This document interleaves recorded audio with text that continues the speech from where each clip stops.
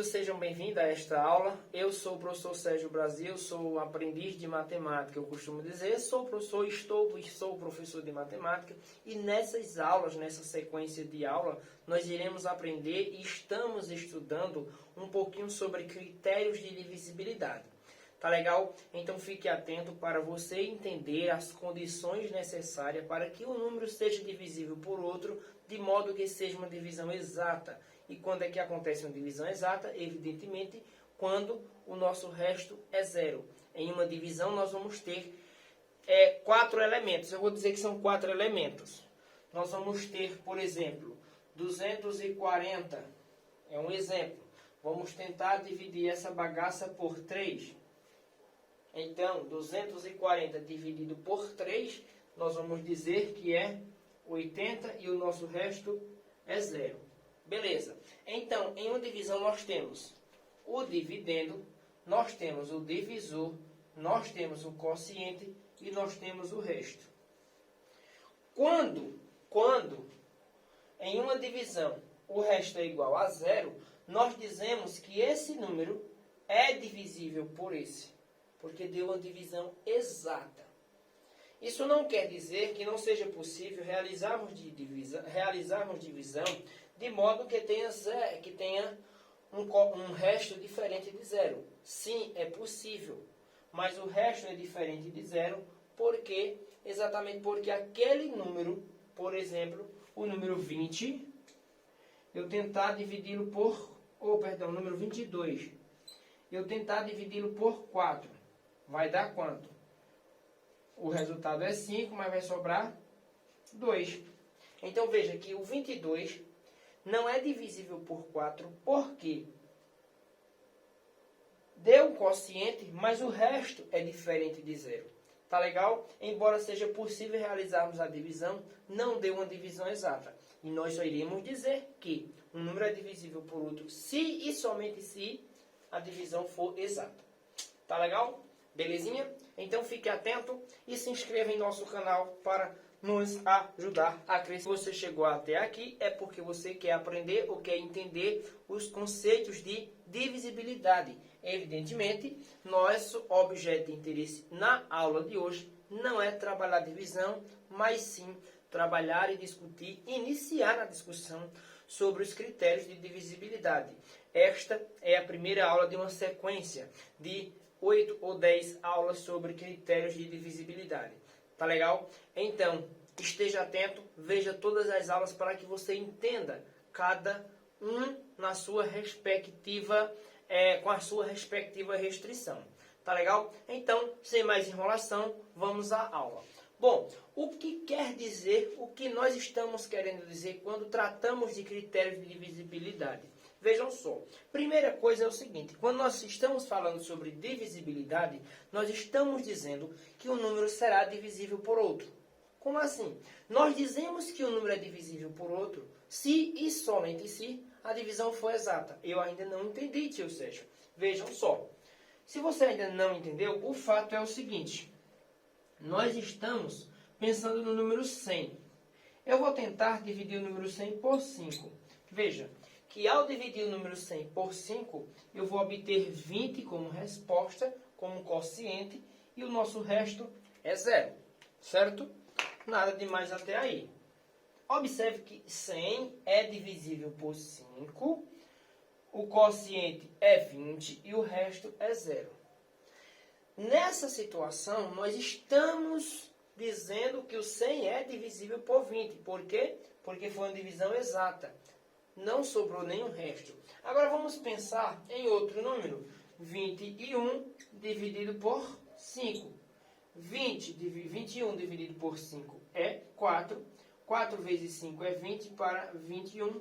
Ó, veja que sobrou 1 como resto aqui. Então 21 não é divisível por 5. Porque nós só iremos considerar que o número é divisível por 5 se e somente se a divisão for igual, a divisão for exata, ou seja, o resto for igual a zero. Tá legal? Pois bem, então, nós temos aí alguns critérios de divisibilidade que iremos discutir, mas nós vamos discutir um por aula, para que as aulas não fiquem tão extensas. Mas eu convido você a prestar atenção no que nós iremos discutir hoje. Eu vou falar nesta aula sobre o critério de divisibilidade por 2. É o primeiro critério de divisibilidade, é o mais simples quando nós estamos nos referindo à divisibilidade. E nosso objeto de interesse, claro, é entender quais são as condições para que o número seja divisível por 2.